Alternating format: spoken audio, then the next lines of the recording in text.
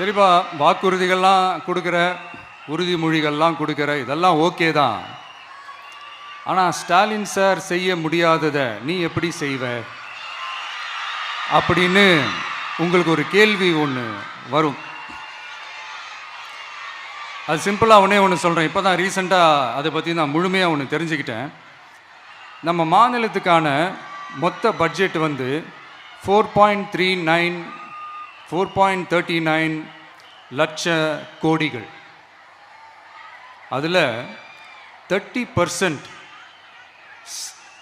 Stalin sir டாக்ஸுக்கு போகுது. இது என்னடா புது டாக்ஸ்ன்னு கேட்குறீங்களா?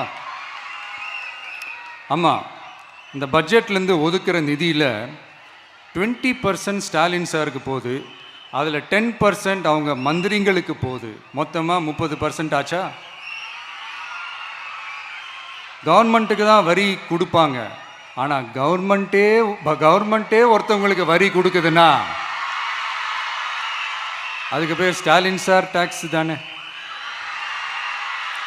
இதை விட நாகரிகமாக நீங்கள் அடிக்கிற கொள்ளையும் நீங்கள் அடிக்கிற ஊழலையும் சொல்ல முடியாது. மக்களுக்காக ஒதுக்குற பணத்தை நீங்கள் அப்படியே சைடில் ஒதுக்காம